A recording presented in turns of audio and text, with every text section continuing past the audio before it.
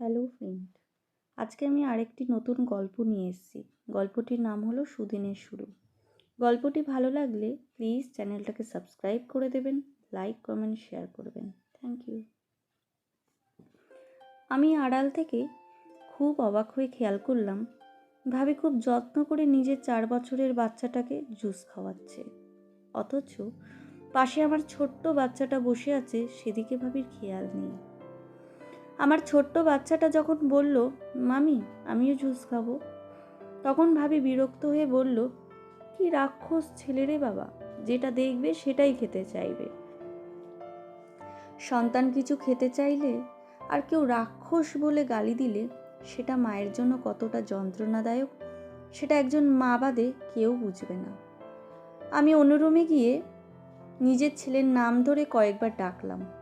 ছেলেটা যখন দৌড়ে কাছে এসে বলল, মা আমায় ডেকেছো? আমি তখন ছেলের গালে থাপ্পড় মেরে বললাম, অন্যের খাওয়া দেখে কেন এত খেতে চাস?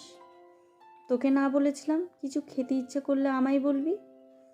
আমার ছেলেটা কাঁদতে কাঁদতে বলল, তোমায় বলে কি হবে, তুমি তো কিনে দাও না। ছেলের এমন কথা শুনে আমি নিজেও কেঁদে দিলাম। ঠিকই তো, ছেলের আবদার কিছুই পূরণ করতে পারি না। স্বামী মারা যাবার পর বাচ্চাটাকে নিয়ে 2 বছর ধরে ভাইয়ের সংসারে পড়ে আছে। ভাই যে 3 বেলা খাওয়াচ্ছে, সেটাই তো অনেক। সেদিন খেয়াল করি, আমার ভাই তার নিজের ছেলেকে বুকের ওপর রেখেছে আর আমার ছেলেটাকে বলছে ভাইয়ের মাথার চুলগুলো টেনে দিতে। এই দৃশ্যটা দেখে আমার মোটেও খারাপ লাগেনি, কিন্তু খারাপ লেগেছে তখন, যখন আমার ছেলে তার কচি কচি হাত দিয়ে ভাইয়ের মাথার চুলগুলো টানতে টানতে বলল, মামা তুমি আমার শিয়াবের মতন একটা লাল গাড়ি কিনে দেবে? সেদিন শিয়াবের গাড়ি নিয়ে আমি খেলছিলাম দেখে মামি আমার কানে ব্যথা দিয়েছিল। এই কথাটা শুনে একবার ভাবি তার ছেলের জন্য মার্কেট থেকে কয়েক সেট প্যান্ট শার্ট কিনে আনলো। আমার ছেলে কাপড় দেখে পাগল হলো, সেও নতুন প্যান্ট শার্ট পরবে। ভাই তখন ভাবিকে বলল, 1 সেট কাপড় ইয়ামিনকেও দাও। ভাবি মুখটা গোমড়া করে 1 সেট কাপড় আমার হাতে দিল। আমার ছেলে নতুন কাপড় পরে মহা খুশি, আর আমার ছেলের হাসি খুশি মুখটা দেখে আমার নিজের ভিতর খুব আনন্দ হচ্ছিল। আমার ছেলে কাপড়গুলো কিছুতেই খুলল না, নতুন শার্ট প্যান্ট পরা অবস্থাতেই রাতে ঘুমিয়েছিল। ছেলে ঘুমানোর কিছুক্ষণ পর ভাবি আমার রুমে এসে বলল, জান্নাত কিছু মনে করো না, আমি খুব শখ করে আমার ছেলের জন্য কাপড়গুলো কিনেছিলাম, তাছাড়া কাপড়গুলো খুব দামি, তুমি এই কাপড়গুলো আমায় দিয়ে দাও, আমি তোমার ছেলেকে কয়েকদিন পর অন্য কাপড় কিনে দেব। আমি হাসি মুখে ভাবিকে বললাম, আরে না না, কিছু মনে করার নেই, এখানে আপনি শখ করে আপনার ছেলের জন্য কিনেছেন। এই কথা বলে আমি আমার ছেলের গা থেকে কাপড়গুলো খুলে ভাবির হাতে দিলে ভাবি কাপড়গুলো নিয়ে চলে গেল। আমি সেদিন সারা রাত ঘুমাইনি। ছেলের নিষ্পাপ মুখের দিকে তাকিয়ে সারা রাত চোখের জল ফেলেছিলাম। পরদিন সকালে নতুন কাপড় দেখতে না পেয়ে আমার ছেলে যখন কান্নাকাটি করছিল, তখন আমি আমার ছেলের মুখের দিকে একবারও তাকাইনি। আমি আমার মতো করে চাকরির পরীক্ষার প্রস্তুতি বইয়ের পৃষ্ঠা উল্টিয়ে পড়েছিলাম আর নিজের চোখের জলটাকে লুকোনোর চেষ্টা করছিলাম। একবার আমার ছেলে খুব অসুস্থ হয়ে যায়, 3-4 দিন ধরে টানা জ্বর। ভাইয়াকে বললে ভাইয়া ফার্মেসি থেকে কিছু ঔষধ এনে দেয়, কিন্তু এইসব ঔষধে কোনো কাজ হচ্ছিল না। নাস্তার টেবিলে ভাইয়াকে আমি বললাম, ভাইয়া ইয়ামিনের জ্বরটা কিছুতেই কমছে না। ভাইয়া জবাব দেওয়ার আগেই ভাবি তখন বলল, আরে আবহাওয়া পরিবর্তন হচ্ছে তো, তাই একটু আধটু জ্বর হবেই।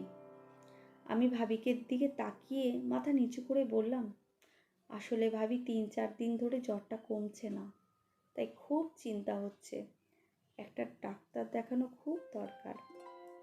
ভাবি কিছুটা রাগান্বিত গলায় বলল, ডাক্তার কাছে গিয়ে গেলে 4-5 হাজার টাকা খরচ, তোমার ভাই এখন টাকা পাবে কোথায়? অল্প টাকা বেতনের চাকরি করে এতজন লোকের ভরণ পোষণের দায়িত্ব নেওয়া যায়? আমি মাথা নিচু করে বললাম, ভাবি টাকার চিন্তা করতে হবে না, আমি টাকার ব্যবস্থা করে নেব। ভাইয়া অবাক চোখে আমার দিকে তাকিয়ে বলল, তুই টাকা পাবি কোথায়? আমি তখন বললাম, মায়ের দেওয়া কিছু অলংকার আছে, সেগুলো বিক্রি করে দেব। ভাবি তখন সাথে সাথে বলে উঠল, আমার শাশুড়ি রেখে যাওয়া স্মৃতিগুলো বিক্রি করে দেবে? তার চেয়ে বরং আমাকে দিয়ে দাও, আমি তোমাকে তোমার প্রাপ্ত দামেই দেব। ভাবির কথা শুনে আমি ভাবির দিকে হা করে তাকিয়ে রইলাম। ভাইয়া তখন বেসিনে হাত ধুতে ধুতে আমায় বলল, নেহা ঠিক কথা বলেছে, মায়ের অলংকারগুলো অন্যজনের কাছে বিক্রি করার চেয়ে তোর ভাবির কাছেই বিক্রি করে দে। আমি সেদিনও ভাবিকে কিছু বলিনি, শুধু নীরবে চোখের জল ফেলেছি আর বইয়ের পৃষ্ঠা উল্টিয়েছি। 2 বছর পর আমি যেদিন ভাবির বাসা থেকে বিদায় নেব, তখন ভাবি মুখটা বাঁকিয়ে বলল, কথাই আছে, যখন তোমার কেউ ছিল না তখন ছিলাম আমি, এখন তোমার সব হয়েছে, পার হয়েছি আমি।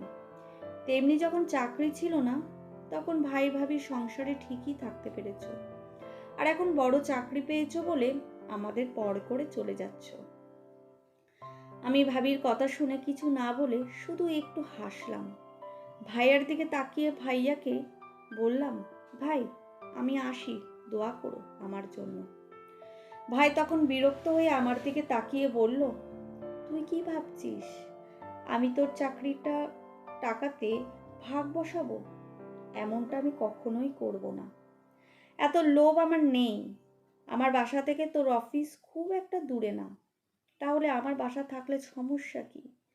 ভাবির পরের মেয়ে, তাই ভাবির কথাগুলো আমি খুব একটা গায়ে মাখি না, কিন্তু নিজের রক্তের ভাই যখন উল্টোপাল্টা কিছু বলে আর সহ্য হয় না।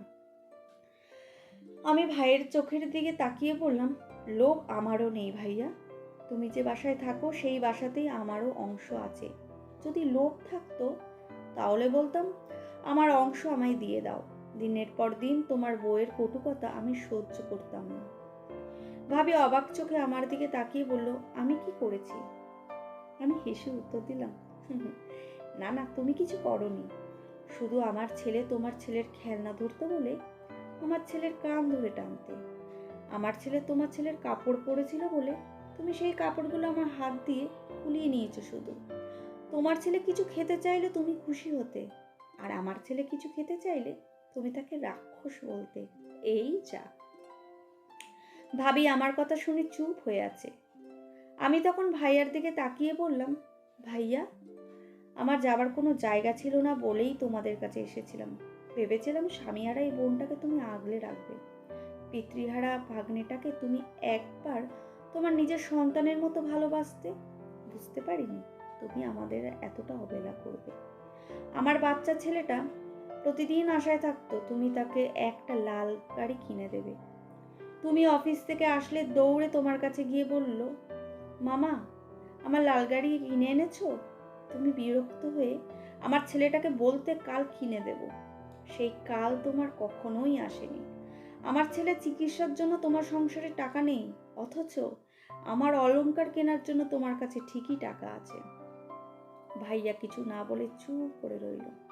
আমি আর কিছু না বলে ছেলের হাত ধরে বাসা থেকে বের হয়ে আসলাম।